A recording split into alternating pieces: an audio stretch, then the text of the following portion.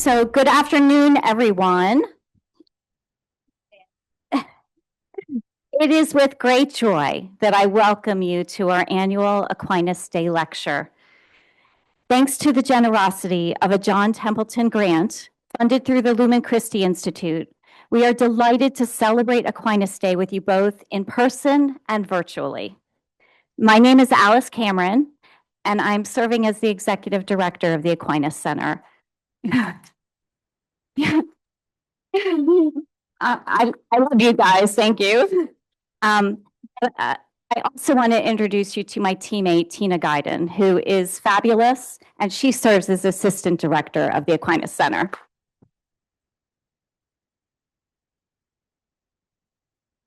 If this is your first Aquinas Day, the Aquinas Center is a Catholic intellectual center housed at Cressler School of Theology that provides Catholic community programs inviting ecumenical conversation and dialogue while fostering faith. In 2017, the Aquinas Center and Cressler School of Theology began this annual celebration. Held on the last Thursday in January, Aquinas Day celebrates the feast day of St. Thomas Aquinas, who is the patron saint of students and scholars. This lecture provides the opportunity for theologians to be introduced to our community and to expand our vision of the future in theological thinking. Aquinas Day also celebrates our dynamic partnership with Catholic Studies at Cressler School of Theology. Catholic Studies has been an essential partner over the years. Our collaborations enrich the diverse and growing Catholic Church here in Atlanta and strengthens engagement with students in the community and beyond. So as we celebrate that partnership, I'm thrilled to introduce you to my dear friend and colleague, Dr. Tony Alonso.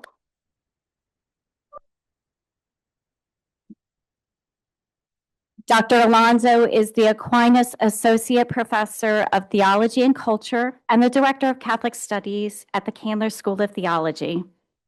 Dr. Alonso's scholarly work lies at the intersection of liturgical theology and cultural studies, and he is a Latin Grammy-nominated composer of sacred music.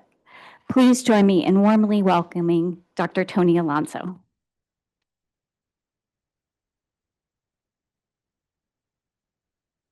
Thank you so much, Alice and Tina. I'm so grateful for your partnership. I think Alice and I maybe we're one of the few that have been here for all of the Aquinas days, so it's thrilling to see it grow.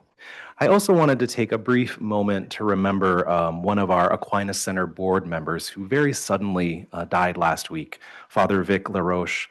Originally from Haiti, Father Vic was a Dominican priest who was most recently serving as university chaplain at Xavier University in New Orleans. So we remember him, Father Vic LaRoche presente. On a happier note, I believe this is the first public event and definitely the first Aquinas Day with Alice Cameron serving officially as Executive Director of the Aquinas Center. After nearly a decade of faithful service in every possible role one could hold in the Aquinas Center, Alice has recently been promoted into this position, and we are so grateful for your yes to this work. Thank you, Alice. It's also the first Aquinas Day with Tina Guyden serving as Assistant Director of the Aquinas Center. And as a graduate of our Cressler MDiv program, we are particularly proud and delighted. Friends, it's my delight, many of you have already been introduced in the incredible chapel service and preaching, but to formally introduce in this space, especially for those joining online as well as who were not at chapel, to introduce this year's Aquinas Day speaker, Dr. Matthew Cressler. Dr. Cressler is a writer, an independent scholar, and chief of staff of the Corporation for Public Interest Technology. He is the author of Authentically Black and Truly Catholic, The Rise of Black Catholicism in the Great Migration, a widely acclaimed book that has made an invaluable contribution to Catholic history in the United States by placing African American Catholics at the heart of the story. He is also the creator of Bad Catholics, Good Trouble, an educational web comic series about anti-racism and struggles for justice across American Catholic history. He's written for public-facing national and international outlets like America, The Atlantic, National Catholic Reporter, The Revealer, Slate, U.S. Catholic, I'm already tired just reading it, and numerous academic journals as well.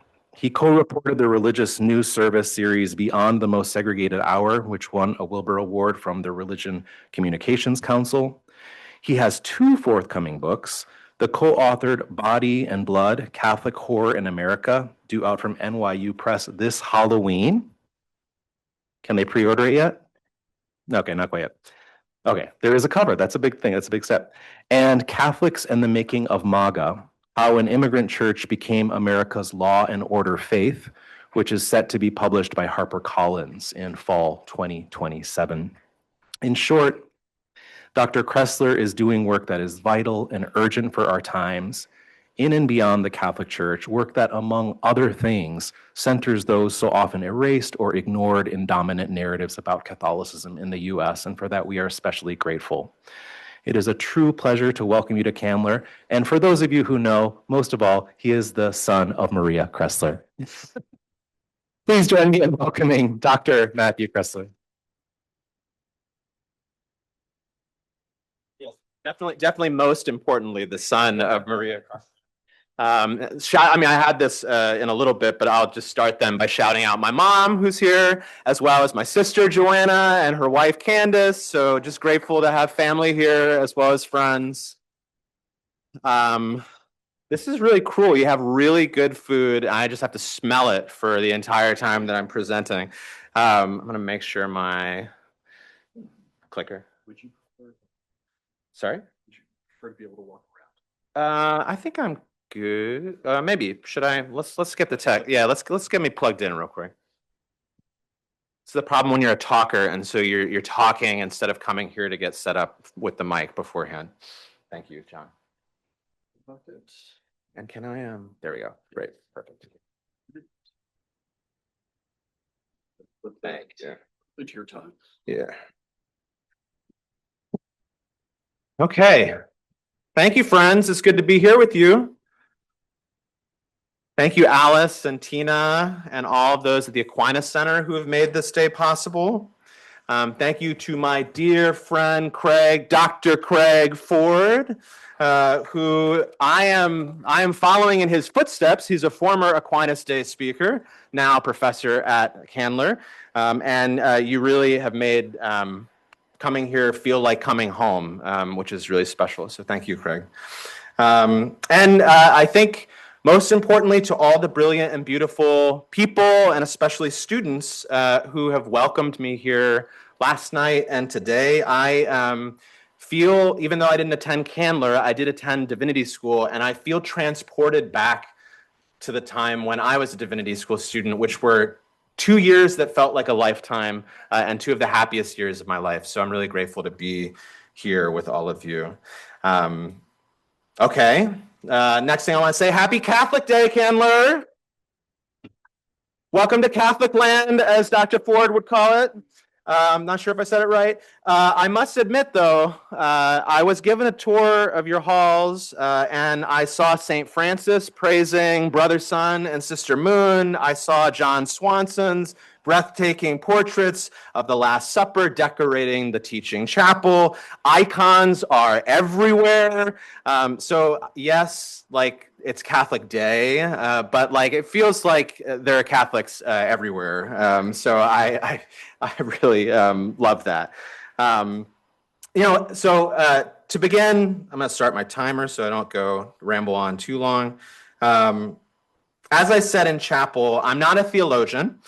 Despite receiving a BA in theology and a master's of theological studies, and for all my div students in the room, I'm not a theologian, despite my writing my senior's honors thesis on Catherine Mowry Lacunia's feminist retrieval of the Cappadocian Fathers' theology of the Trinity.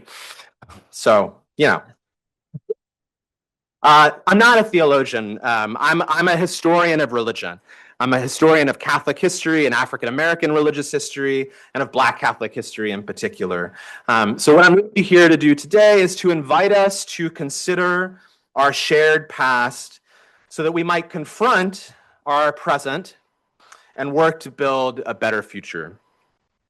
And there are 2 questions that you can kind of get a glimpse of in the title for the talk today that I want to raise for our consideration. What does it mean to be a good or bad Catholic? What does it mean to be a good or bad Catholic? And what might good trouble look for us Catholic Christians today, and I would say Christians together? My Aquinas scholars in the room, if there are any, are going to have to let me know whether what I say, what Aquinas might have made of what I'm about to say, because again, I'm a historian. But without further ado, I want to bring us into a story.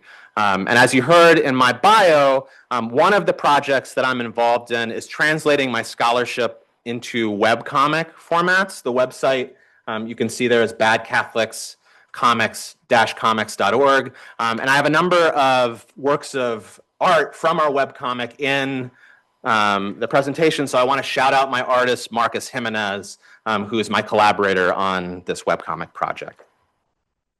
So I want to take us back to Sunday, July 10th, 1966, when Martin Luther King Jr. addressed more than 30,000 people at Soldier Field in Chicago.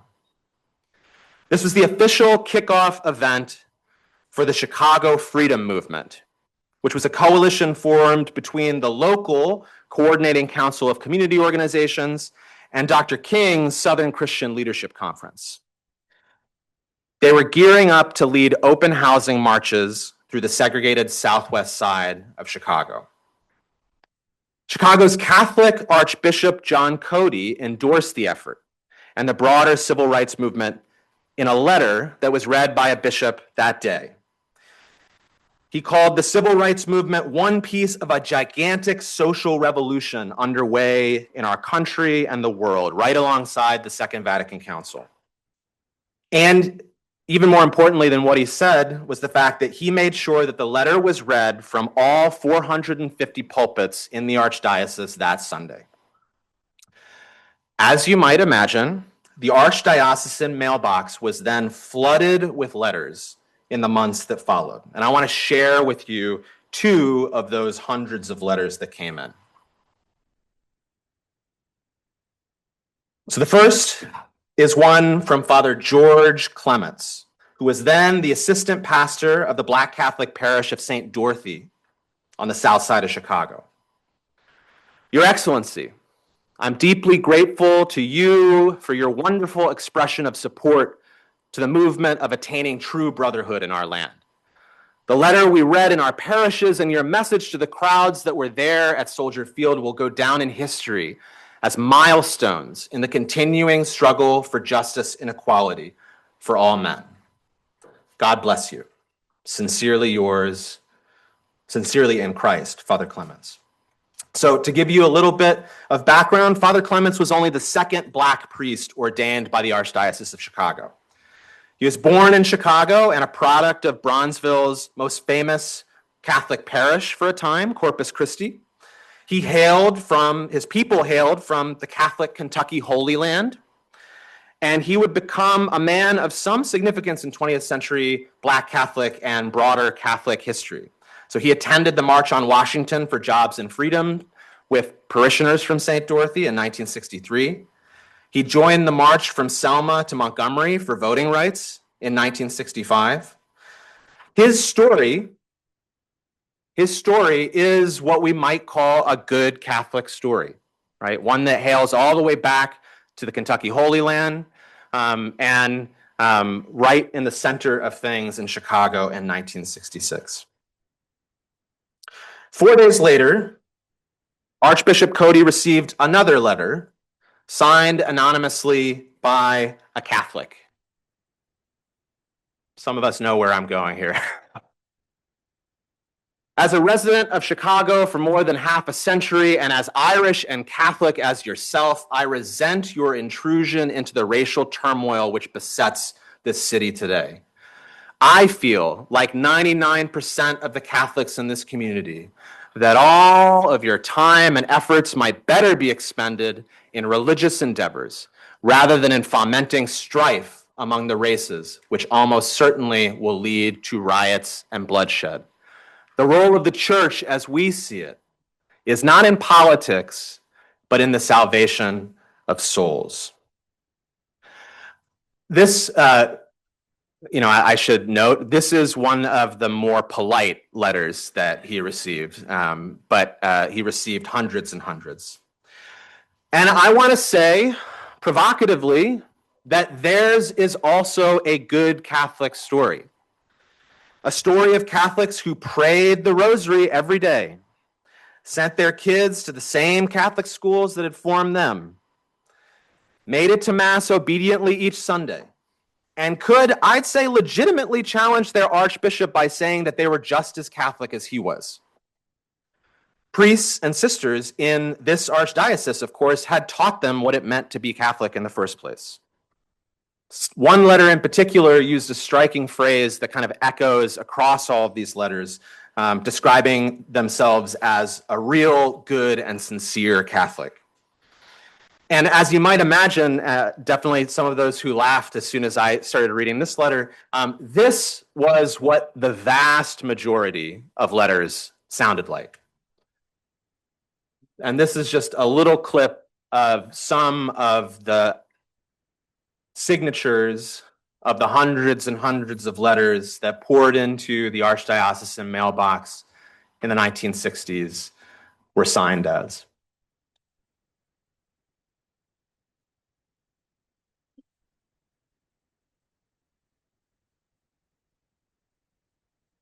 Again, what are our questions for today? What makes a good or a bad Catholic in the first place? So 1 month after these letters came in early August 1966, Chicago Freedom Marchers set out from New Friendship Baptist Church in Inglewood on Chicago's South Side. Among them were activists from the south and west sides of the city, SCLC members who had traveled north with King, Reverend Jesse Jackson among them. They were there to test the tactics of the Southern Civil Rights Movement on the urban north. And they were joined in the struggle by a handful of Black and white Catholics who were engaged in the struggle for racial justice in the city, including Father Clements, who I just introduced you to. When the marchers emerged out of Marquette Park, they were met by a mob that was overwhelmingly white and Catholic. Men, women, and children flooded from their homes in Chicago, armed with Confederate flags, anti-Black and anti-Semitic slogans written on handmade signs, and of course, wearing their Catholic school letter jackets, holy medals, crucifixes, and scapulars. Someone pulled Father Clements from a police car where he sought shelter and beat him. One Franciscan sister, Sister Mary Angelica Schultz, was hit in the head with a brick as the crowd cheered.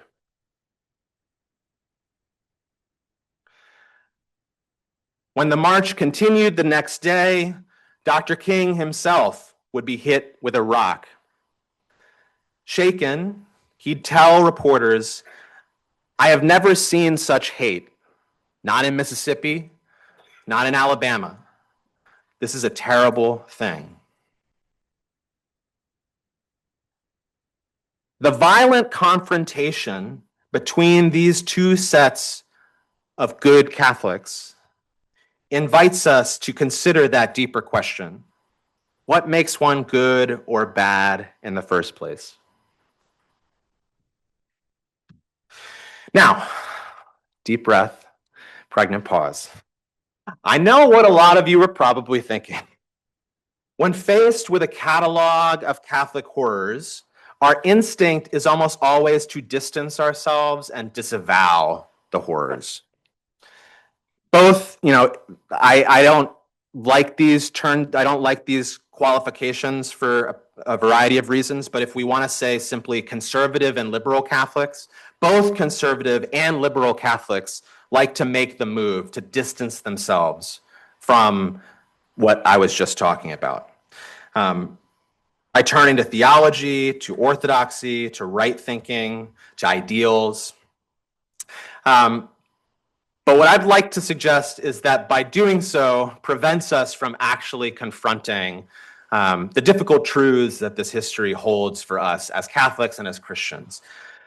It also kind of accords well with a logical fallacy articulated by a philosopher named Andrew Flew, known as the no true Scotsman fallacy, which seems like a wild left turn, but I like this as a kind of like lesson for us all. So the no true Scotsman fallacy, as kind of implied by the title, is one in which when you're looking at things you don't like, your conclusion is, well, they certainly couldn't be true members of my community, right? So his example was a Scottish chauvinist. He was writing in England. A Scottish chauvinist settles down one Sunday morning with his news of the world, and he reads the story, Sidcup sex maniac strikes again. And he is, of course, confidently shocked. No Scot would ever do such a thing. The next day, he opens the news of the world and finds out that the person who did this was Angus MacSporran in Aberdeen, to which he inevitably replies, no true Scot would do such a thing. Again, seems like a wild left turn, but I think that this is a turn that we like to do, that we are comfortable and frequently do as Christians and as Catholics, right? When we reckon with the long history and ongoing reality of white supremacy, anti-Blackness, settler colonialism, let's just say in the US Catholic Church and not expand more widely, but there's a bigger story to that too. When we are confronted with white Catholics of all stripes who enslaved Africans, who fought for the Confederate States of America, who wrecked Native lives in residential schools, who engaged in open warfare against Black communities, who quashed Black vocations and tormented postulants, who massively resisted desegregation, when we come face to face with this catalog of horrors, we tend to cry out, what kind of people could do this thing? How could they have thought of themselves as Catholic? Our instinctive response is to distance ourselves, right? No one could ever commit such brutal acts of violence, dehumanize and destroy lives on such a scale if they'd been formed by our gospel tradition. The difficult truth is that Catholics have lived, and let me just, again, because I'm at Candler, expand that. Catholics and Christians more broadly, have lived and continue to live lives of devotion quite comfortably alongside settler colonialism and genocide, human trafficking and enslavement, masculinist domination and sexual abuse, and conspiratorial cover-up. Let's say modestly over the past 500 years. I don't say this to be controversial, though it may come off like that. I say it simply to say aloud a historical truth that we'd usually rather not name. To be clear, this doesn't mean that there's some inherent or causal connection. These horrors extend beyond and exist without the Catholic Church. And of course, there are countless women and men formed in the tradition who have fought and continue to fight against social evils of all kind. And I've seen their faces on icons on doors throughout this school. But if we tried to dismiss all instances when Catholicism occurred in conjunction with violence, we'd end up dismissing much of Catholic history. To turn from Andrew Flew to someone who you may be a little bit more familiar with, this always makes me think of a quote by James Baldwin that he gave on the Dick Cavett show in 1968, where he said, "I don't know what most white people in this country feel. I can only conclude what they feel from the state of their institutions. I don't know if white Christians hate Negroes or not, but I know that we have a Christian church which is white and a Christian church which is black. I know, as Malcolm X once put it, that the most segregated hour in American life is high noon on Sunday. And it says a great deal for me about a Christian nation. and means I can't afford to trust most white Christians, and certainly can't trust the Christian church.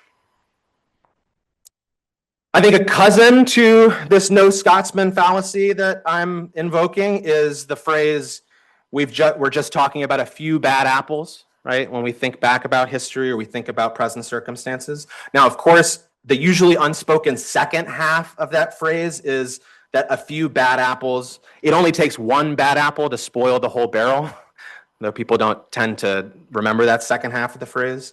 But ultimately, I'm less worried about an apple or even a whole barrel than I am with the tree that produces them in the first place. So, what makes a real, good, and sincere Catholic in the first place?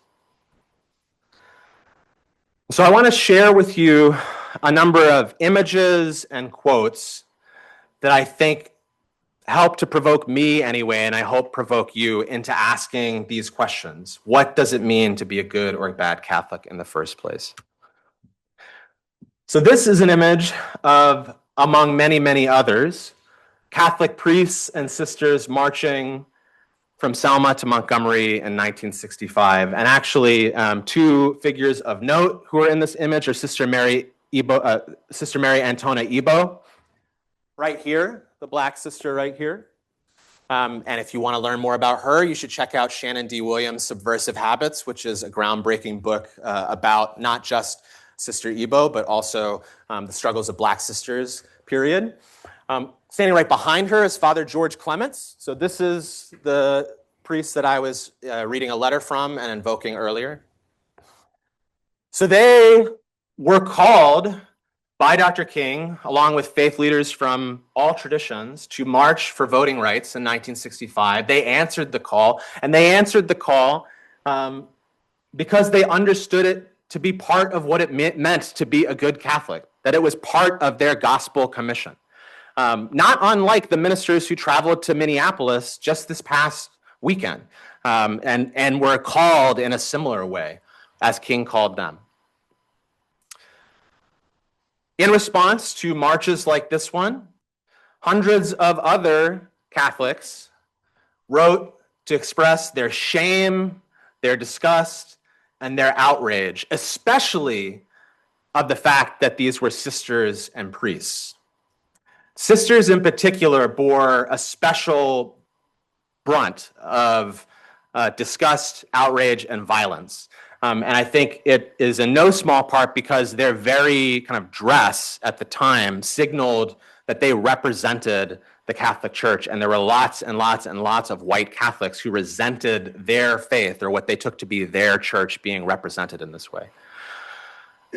So as many of the letters read, this one by Mary Wallenberg wrote, as a staunch Roman Catholic for 23 years, having attended Catholic schools for 16 years, I have never been so shocked, horrified, embarrassed, and disgusted by the conduct of a group of nuns at a recent civil rights demonstration. As you can tell, and this opening, kind of the invocation of years in school, years of Catholic formation, it was so common in the letters of the time that it almost felt like the invocation of a prayer. Like this is how so many of the letters expressing their disgust and dismay at what they perceived to be the church's support for civil rights opened. They opened by basically laundry list justification of their legitimacy as Catholics. So they too, Mary Wallenberg too, thought of herself as a good Catholic and was writing to her bishop to object on the grounds of Catholicism. This is an image of a mass. So devout practitioners obediently worshiping at Our Lady of Guadalupe Parish on the south side of Chicago. What you can't tell from afar is that these are police officers. And this was where the St. Jude League of Policemen would meet in Chicago. They too thought of themselves as good Catholics. And I have been really struck ever since I discovered it with the policeman's prayer that was popular in the 60s, but continues to be popular to this day. And I won't read the whole thing, but it begins, Saint Michael, the archangel, heaven's glorious commissioner of police, who once so neatly and successfully cleared God's premises of all undesirables, look with a kindly and professional eye on your earthly force. And this is a prayer that long predates our present moment. But if you go, you can go on police department websites now in the chaplaincy section and find the policeman's prayer. And you can go on Amazon and buy shields emblazoned with it today. Very much think of themselves as good Catholics, right? These are women in Boston engaged in a novena surrounding the Virgin Mary. They were gathering in prayer specifically as they prepared to protest against the desegregation of schools in Boston in 1974 and 1975. They were carrying the Virgin Mary with them into battle as they objected to the busing program in Boston designed to desegregate Boston public schools. Another letter, this one from Boston. The only time I've ever been ashamed to be a Catholic is now because of the vile happenings of the bus deal.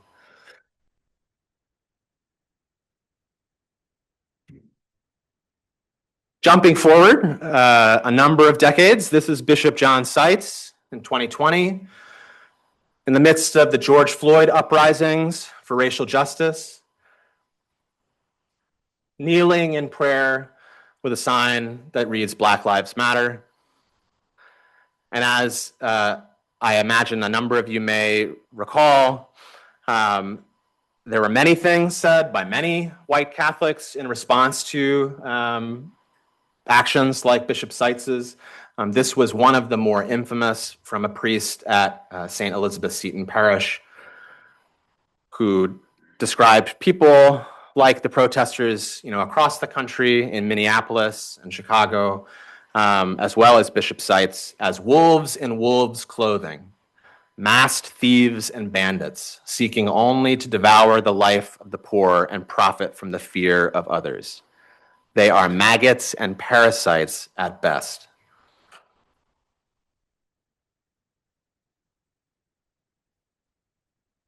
This is an image of the infant of Prague being lifted and carried into the insurrection at the US Capitol on January 6, 2021. There are other images I could have included of the Sacred Heart of Jesus, of, oddly enough, Our Lady of Guadalupe, and other Catholic saints who were carried with insurrectionists into the Capitol. And here, I think the infant of Prague is being used to kind of fortify people before the insurrection. And this is one of the prayers, this one from Church Militant, invoking God, invoking the glorious Trinity, the source of all being, to come to the aid of a suffering church and support warriors of the Church Militant as they look to bring about what they take, again, and I feel like a broken record here, but again, what they take to be what the gospel calls them to do, right?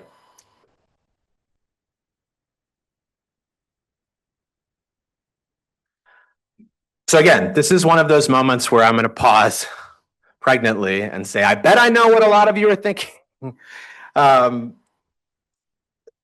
Our instinct, and I think it's not a bad instinct. It comes from, I think, an important and good and holy place, is to immediately divide the sheep from the goat, right? To draw lines.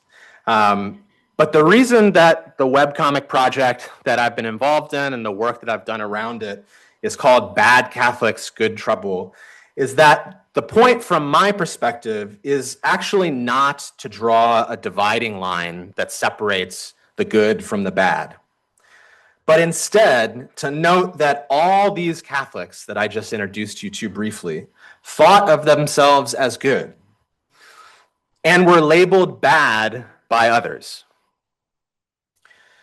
So you saw a little bit of that in that first letter that I shared, but whenever letters would come criticizing women religious in particular, but also other Catholics engaged in racial justice efforts, they would constantly criticize them on the grounds of their Catholicism. You should not be doing this. You should be praying. You should not be doing this. You should be in a convent. You should not be doing this. You should be returning to teaching. And actually, some of them objecting to the teaching of their children by these women in particular, right? And I think not only does this, invite us to confront the fact that that all of these folks thought of themselves as good and that all of them were labeled by others to be bad, but they raise categorical questions for us about what constitutes a good or bad Catholic in the first place. And I have a few kind of descriptors here. I imagine that a room full of divinity students and professors could think of others, right? A good Catholic is one on the right side of history. A good Catholic is devout in a particular kind of way. A good Catholic is obedient to temporal and moral authority. A good Catholic bears witness against evil and fights for justice. These are not simply different sides of an equation. These are completely different assumptions about what it means to be faithful in the first place. So here I'm very much speaking as a historian. I'm not here telling you what Scripture says or what tradition says or what the tradition says on the subject. I'm trying to offer you what it has looked like in the living of faith in history. To return to James Baldwin, right? I'm speaking about not what people feel in the silence or quiet of their hearts, but what the state of their institutions tell us about what the gospel looks like. And so, where does that leave us? Well, I thought that I could end with a little coda that gives you a sense of what some of these people did after that day in Marquette Park in 1966. So Father George Clements, after he was dragged out of a police car by a mob and beaten, would join forces with Fred Hampton's Black Panther Party in Chicago and fight, oh wow, yes, that's right, oh wow, the original Rainbow Coalition. He would fight for Black Catholic self-determination. He'd help found the Afro-American Patrolmen's League within the Chicago Police Department in the basement of a Black Catholic parish. He helped make Holy Angels Parish on the South Side into one of the most prominent parishes and schools in the country, period. And if you've heard today of Saint Sabina and Father Flager, Holy Angels and Father Clements was the Saint Sabina before there was a Saint Sabina, literally. He mentored Father Flager in his early career. And my mom would be upset with me if I didn't pause for a moment to plug my book, because if you want to learn more about, she's my agent as well as my mother, if you want to learn more about the struggle for Black Catholic self-determination in Chicago, you should, and Father Clements, who features very prominently in the book, you should read my book. Get it from the library. So that's what he did. Sister Angelica Schultz, that Franciscan sister who was hit in the head with a brick, was marching 2 weeks later, this time out in the Chicago suburbs, again fighting for open housing and the desegregation of schools. And this photo is just like amazing. And one of the fun things about having a webcomic, because what you can do in a webcomic is you can have breathtaking art by my artist Marcus Jimenez render her life, but you can also embed primary sources like this one in there. So if you read the webcomic, you'll see these little hashtags on different pages, and what each of those do is bring you to primary sources, which is fun for readers, but also for teachers, a great built-in teaching tool. So this is Sister Angelica Schultz. She joined an open housing march 2 weeks later. She got into good trouble, to invoke the late, great freedom fighter John Lewis. And I will quote him at length here, because this is, of course, where the second half of the title of the webcomic Bad Catholics, Good Trouble comes from.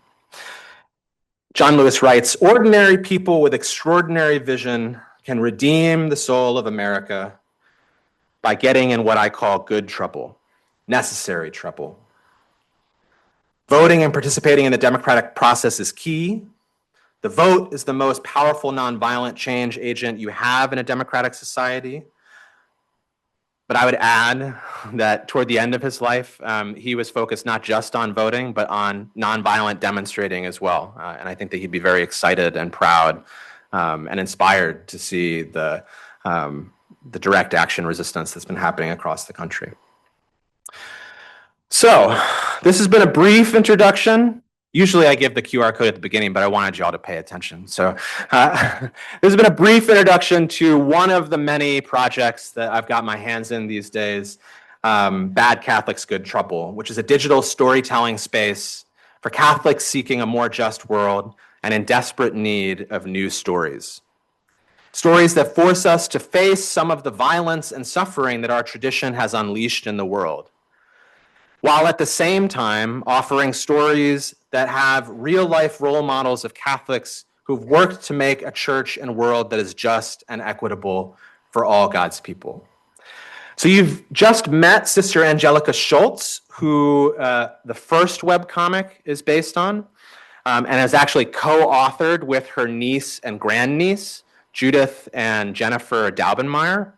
But the second story is also out, and the second story is one that was born of interviews with a friend of mine, Judge Arthur McFarland, who's a Black Catholic in Charleston, South Carolina.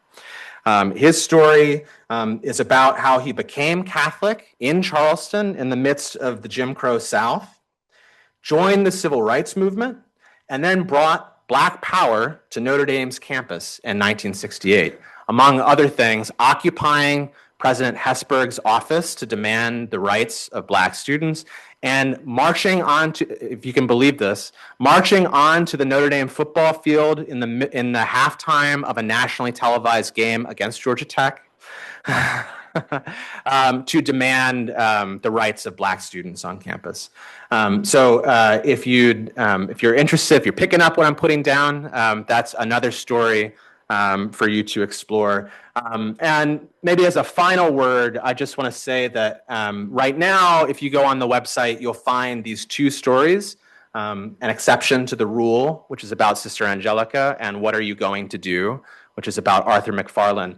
But this Bad Catholics, Good Trouble is really designed to be a digital space for telling new stories in a time that I think desperately needs them.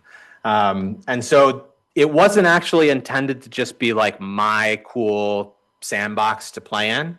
It was intended to be a space for other people to tell their stories as well. And so if you do some exploring on the website, you'll see that one of the links is to tell your story, where you can actually submit your name, your email, and a brief story, and I can be in touch with you. So thank you so much for hosting me here. I hope that this has been helpful, useful in some way, and I'm just grateful to be among such brilliant and beautiful people. So thank you.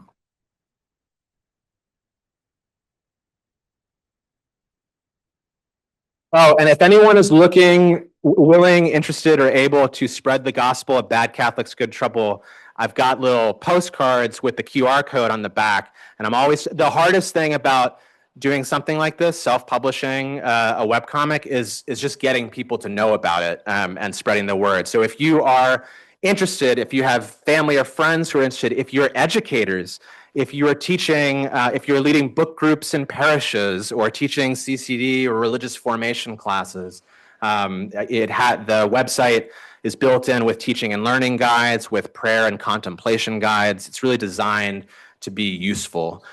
So there are postcards if you want to, throw them from rooftops or hand them out to folks. And yeah, again, thank you for having me.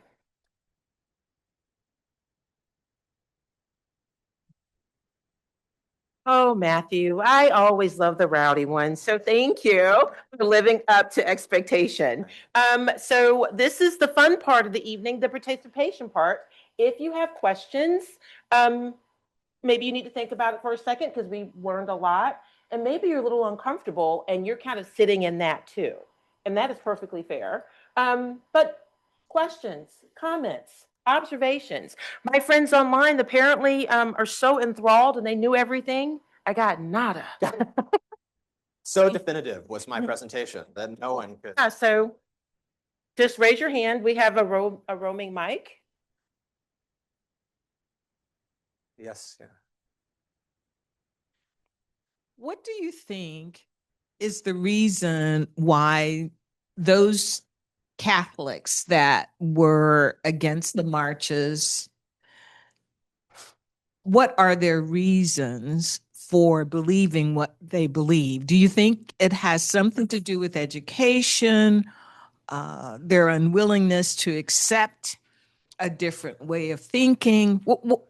Truly, you have some research on that. I do. It's actually I think I'm more equipped now to answer it than I was when I initially made the webcomic. So when I first was doing this research, when I first discovered these letters, I was discovering them as a historian of civil rights and Black Power history. I was thinking about them largely through the prism of kind of white racial identity and anti-Black racism, of which they are very obviously like infused. So one answer to the question that needs to be said is I think that a lot of these white Catholics, though they wouldn't have thought of it in this way, their Catholicness and their whiteness were entangled to such an extent that they found it nearly impossible to disentangle them. So James Baldwin had this way when he's writing to his nephew in The Fire Next Time, says that for many white people, if they were to actually confront the way that whiteness has shaped them, it would be as though the sun and the stars were out at the same time. It would be so disorienting that it would kind of shatter their sense of themselves. So one answer to the question, I think, is that an identity as a white person and an identity as a Catholic for many white Catholics was and remains intertwined. Why I said that I think I'm a little bit better equipped to answer it now is I've been thinking and writing for this new book about what kind of formation Catholics were having in the decades prior to the civil rights movement. What did it mean to be a good Catholic? What were they being, when people say like, well, I've been in Catholic school all my life, my kids are in Catholic school, like, the question that I really wasn't equipped to answer then, but better equipped to answer now is, well, what were they being taught? What were they being formed? And one of the kind of like central governing principles of what it meant to be Catholic and what you were being taught was obedience to temporal and moral authority, obedience to order. And so in addition to whiteness and anti-Black racism, there was also this deeply felt sense that what the Father Clements and Sister Ibos and Sister Angelicas of the world were doing was disrupting the social order, disobeying the temporal authority of the state and the moral authority of the church.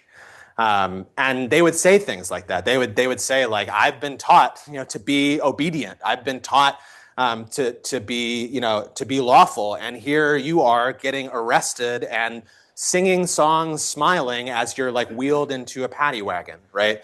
And then saying like, how can I send one letter that sticks in my head is, how can I send my children to be taught by these smirking women, which was a reference to the nuns who were smiling as they were kind of escorted into paddy wagons.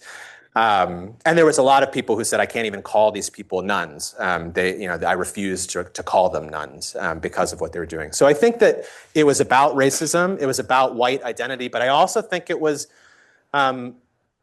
not a small part about like what it meant to be formed as a Catholic for a long time and in a particular moment. And that creeps through in some of the letters in the 60s where there are a few letters that will say things like, yes, like this is really awful what these white Catholics are doing, but where are the shepherds? like they're doing what they've been taught like for their whole lives. Like, where are the people who are supposed to be leading them somewhere else? That was a very long-winded answer, but I hope it helps. Yeah, thank you. We have one question from the online people.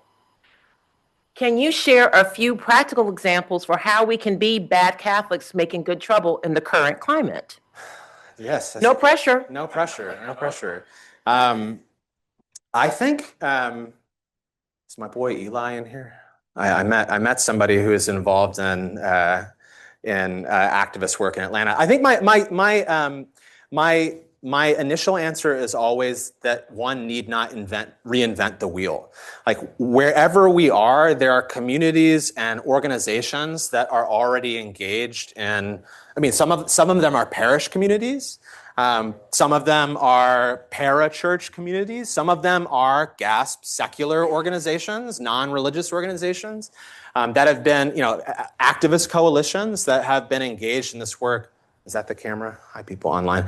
That have been engaged in this work for a long time. And so I think that our well-meaning, good-hearted instinct is often like, what can I do as an individual? And that usually leads to like, oh, well, I need to read more, or I need to like post this or donate that. All of which is like, I don't say to mock, because I think that those are important things that are part of the journey. But I actually think that, as we can see, in communities across the country right now, like, the reason that the resistance to ICE has been so successful in Minneapolis is because of the Black Lives Matter movement that already laid the groundwork in Minneapolis 6 years ago. And even before that, the reason it was successful then was because there were already communities and organizations engaged in this work. So my advice would be to reach out into your own community, if that's Atlanta or wherever that may be, to find out like, who are the people, who are the organizations who've been doing this work, listen and ask, like, how can I be of service? Which is a little bit nebulous, but I actually think that like that's probably the best way forward for me. Anyone else? Hi, Matt. I had a question about, and I know historians love living in the past, and I'm curious if you might be able to tell a bit of the story about the bishops in terms of the 60s and 70s and the events that led to Brothers and Sisters to Us as like this document, this landmark document of like official Catholic teaching being anti-racist, right? And I think that I asked that in part because there seems to be something very different about how the bishops are organizing themselves that make that moment in our history look very different from now, where our bishops seem to have trouble organizing around even immigration. Yeah. That's a great question. Because it is like, I think, given our present moment, it is like intriguing to hear about an archbishop like having a statement like alongside Dr. King and then insisting that statement be read at every pulpit like on a Sunday. I think that quote, that very brief quote that I gave, gives some sense of the answer to your question, where Cody describes the civil rights movement as part of one gigantic social revolution alongside the Second Vatican Council. I think that they're kind of arising out of the 1940s and 50s, and the idea that we are all part of the one mystical body of Christ. There was a kind of sense among bishops and clergy that universality had a very direct implication for interracialism and civil rights. And I use those words specifically because what's interesting about Cody, for instance, is the Archbishop of Chicago that I was quoting, was considered a racial liberal, and said things like, the civil rights movement should be endorsed. And so he was hated by so many of those white Catholics. But he was also deeply authoritarian in his governance, and really did not broach activism among his clergy, which was why he was also hated by a lot of the liberal and progressive Catholics like Father Clements, who got in a lot of big kind of long drag out battles with him. Well, so that, I think, the spirit of this kind of like sense of the universality of the mission, to be members of the one mystical body of Christ. And there's a book by Karen Johnson. I'm going to probably mess up the name a little bit. I think it might be One Body in Christ. That's about kind of this like interracialist movement. I think answers the question as to like why in that moment the same bishops who are involved in and attending the Second Vatican Council are endorsing, not in all cases, but in many cases endorsing the civil rights movement. To play on your question a little bit, I think the disjunct between the bishops who, like, let's just say, are a very, very, very, very, very, very, very small minority of what we could call religious elites, and the overwhelming majority of just ordinary Catholics who aren't in the business of reading pastoral letters from bishops or encyclicals, is the story of what comes from 1966 to the present, in some sense. But yeah, it's an interesting time because in the 60s and the 80s, like from the 60s to the 80s, the bishop's statements that come to my mind are statements in support of racial justice, statements against nuclear proliferation, like very much like in line with, for lack of a better term, what we might call kind of progressive politics.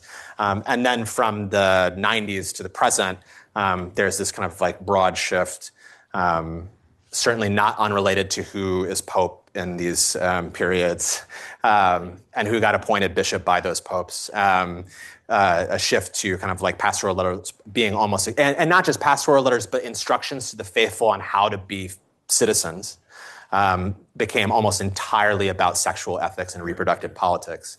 And so I think that, since you brought it to the present, I think that part of what we're seeing right now, which I would describe as, there's hope there. Like some of the statements that you're seeing from cardinals and bishops right in our present moment are inspiring, but also I would say fractured and kind of flailing is a result of that history, right? That you have, it's hard for an institution to pivot quick, an institution as longstanding and massive as the Catholic Church, to pivot from almost, let's say a quarter century, but maybe even a half century of being kind of, focused on sexual ethics and reproductive politics as the end and the end all of what it means to be a faithful Catholic, to all of a sudden kind of shift. Thank you for the question. So I have one online, Martha, and then there's a nice lady on the end, but we're going to let Martha go first. You perhaps just addressed my question a little bit. I noticed prior to the last presidential election that American Catholics tended to majority voted in a particular way, particularly Catholic women.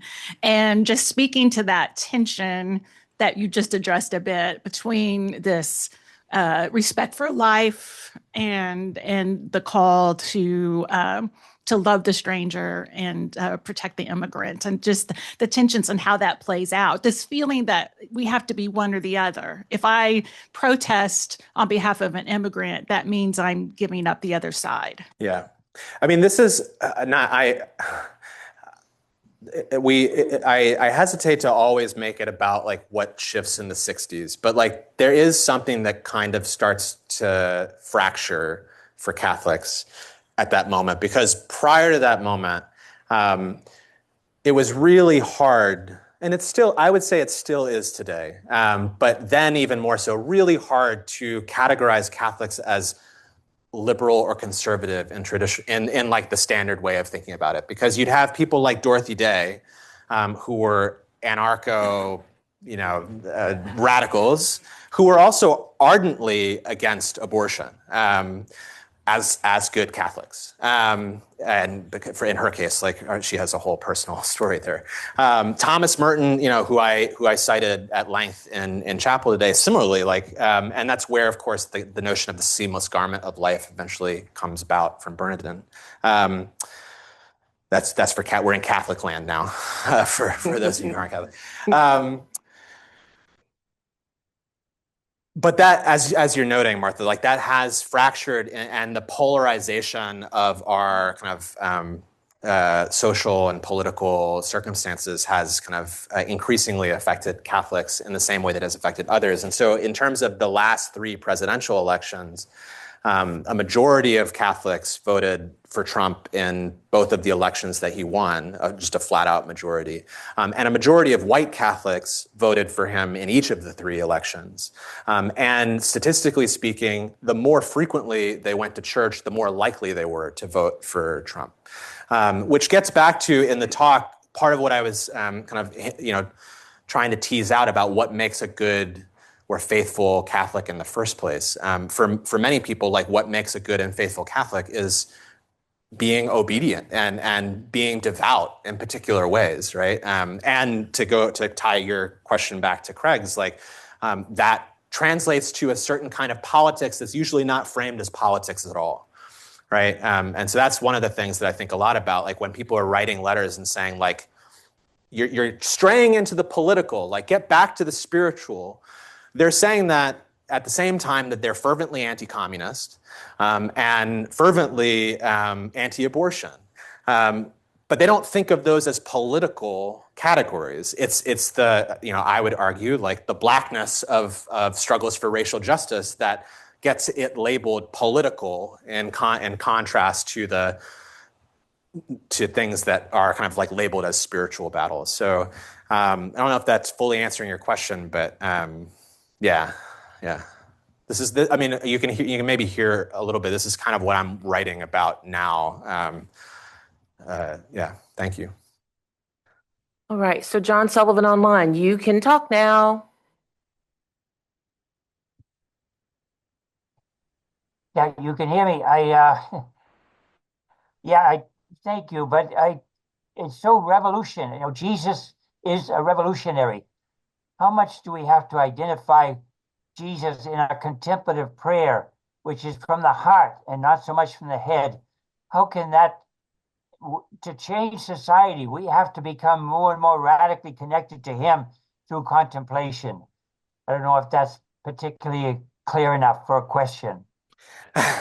It's more of a statement than a question, but a statement that I'm inspired by. So thank you, John. I was preaching a little bit on this in chapel beforehand, and I'll use, by way of responding, I'll use it as an opportunity to cite my sources. So anybody who heard me preaching about the theology of love being a theology of revolution and a theology of resistance, what I was citing from is Thomas Merton's 1968 book, Faith and Violence. Which is a deep cut for you Merton heads out there, but it's it was written a year before he died. It was published the year that he died. Faith and Violence. But John, to your comment, he's writing in the midst of the Black Power movement. He's writing in the midst of the Vietnam War, and he's saying that as a contemplative, as a practicing contemplative Trappist monk and mystic. He's saying that what this calls you to do, what the gospel calls you to do, is to nothing short of revolution. So, yeah, thank you, John. So the nice lady over. Hi, good morning. Can you pull the? Yes. I appreciate you shining the light on this, as not enough light has been shined on these. Let me see. Yeah, just need to bring it a little So we closer. appreciate you shining the light on this, as if not enough light has already been shined on this error in our society. I was reading C.S. Lewis. It says a man doesn't know how good he is until how bad he is until he tries to become good.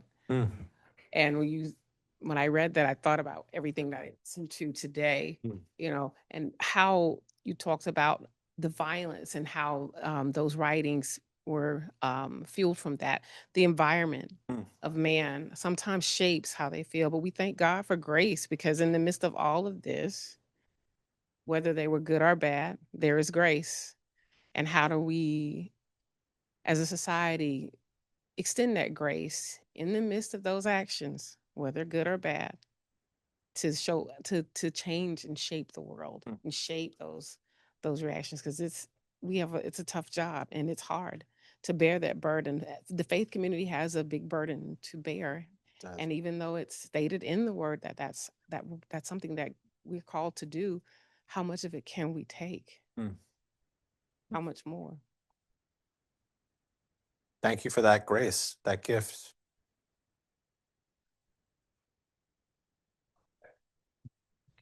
Hello. So I was really curious to see the images of like Mary and then the Child of Prague at the protests or at like the novenas.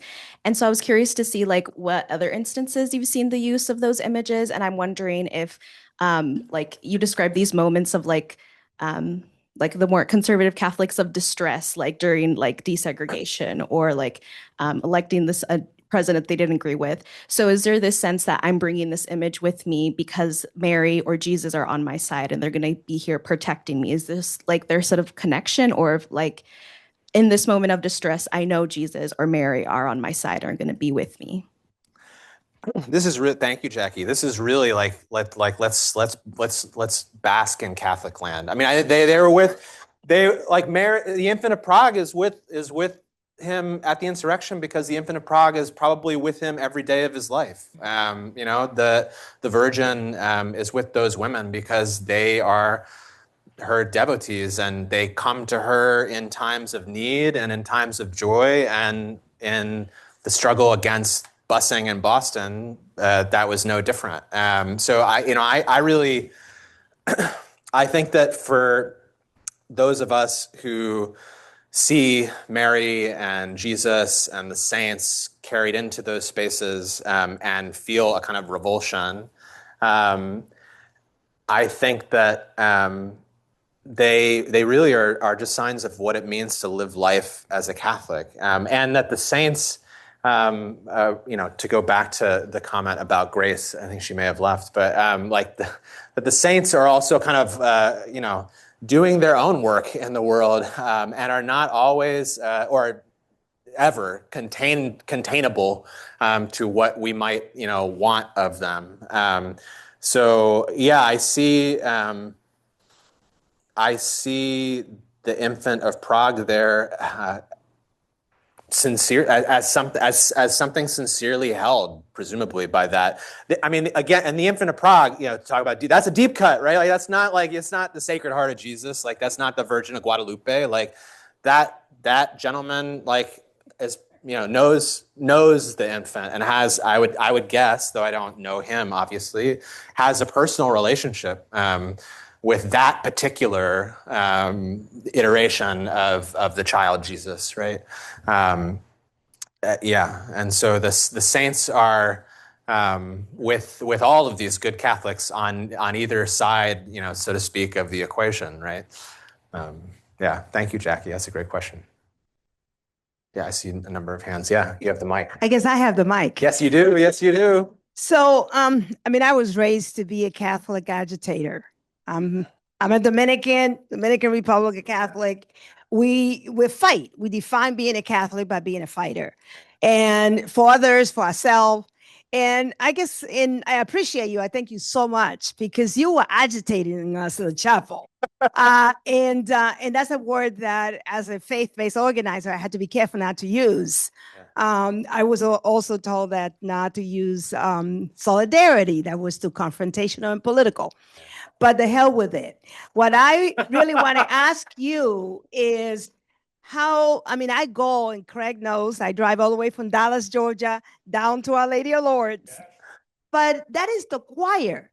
How can a Catholic agitator committed to being a Catholic until I die, how can I be a faithful witness in Dallas, Georgia, at those churches in downtown Dallas that I actually have an allergic reaction to. So I need to have the courage to be a Catholic with white Catholic that have a different cultural definition of Catholicism than I do as a Dominican Black Catholic that run to Our Lady of Lourdes to be with the choir.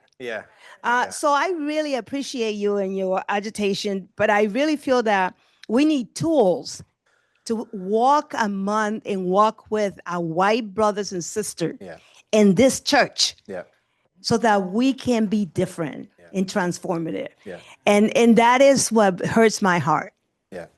So what can we do? What tools? I mean, that is you hear me say a lot, like I end by saying, like, I hope this was useful. I hope this was helpful. The webcomic project is meant to be a tool more than anything else. Like, it's meant, I would say that I wrote it because I wanted to write something on these things that mean so much to me that my 10-year-old could understand. So it is a tool that could be used. And I think a lot of that happens in educational spaces. So some of you, most of you, all of you are probably familiar with Ta-Nehisi Coates. And he was asked a question not unlike the question you were asking, and was asked, like, well, what do we do? Like, how can we, like, change people's minds? And he said, well, you talk to the people who will listen and the children of all the rest. As a way of saying that, there are folks who are, to use the sower metaphor, like, there are folks who are rich soil or soil that can be made rich with a little plowing. And then there are the young people, and the webcomic is really designed for young people who don't know other stories, right? Like, that don't know what, that these stories that I was talking about and telling are even ways of being Catholic, that don't know your story, right? That your story is a Catholic story. And so you definitely should stay in the choir at Our Lady of Lourdes and keep traveling to Our Lady of Lourdes. Bless. But I also, this is not a particularly radical thing, but I have found myself in recent years just being a lot more forthright about, in public space, in ordinary interactions with ordinary folk, claiming my faith as, like, what is motivating my work in the world, right? Which is something that I didn't used to do, partly because of all of what we're talking about. Because to invoke Christ, to talk about faith, to say that you're praying for someone and not just that, like, you're thinking of them, is something that in my lifetime has become associated with a particular kind of politic. And so for a long time, I would walk my life as a bad Catholic, but not really be, naming that and claiming that in my interactions in the world. And so that's one way, like, with those folks in Dallas, like, not all of them, because you will know very quickly the ones who are fertile soil or just need a little tilling. But I think that it's the stories in the webcomic project are really about trying to confront history, but also offer alternative examples of what it means to be Catholic. And your life is for many people, it's not alternative for you. It's just like what it means to be Catholic and always has been. But for a number of folks, it is a different way of embodying what it means to be Catholic. And I think that kind of your very kind of witness in your life is not, I said it's not radical, but maybe it is radical, right? Maybe it is a little bit radical. Thank you. Thank you for the work that you Lady do. of Lourdes. 100 plus years of commitment. We are blessed by your presence with us today, family, to see so many churches across denominations, and especially our Catholic friends who aren't here as often. We're so happy you are here with us today, and we hope you will be back often. A few final things. One, Alice and Tina are really good at making sure that every mouth be fed. And so we have to-go boxes, even in the back. We hope you will take it to go for yourself or for people you love or who need it. So that's an important thing.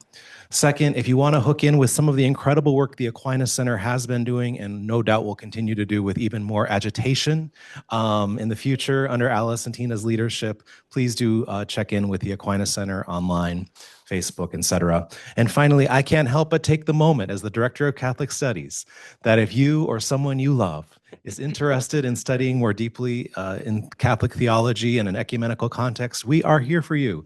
We have incredible people like Dr. Susan Reynolds, Dr. Craig Ford, yes, Dr. Tony Alonso. myself and others, just an incredible community of people to study with in an agitational style. So I appreciate that word from my mi hermana dominicana. Thank you for that. But most of all, thank you so much, Dr. Cressler, for just the incredible preaching and the fullness of what you brought today.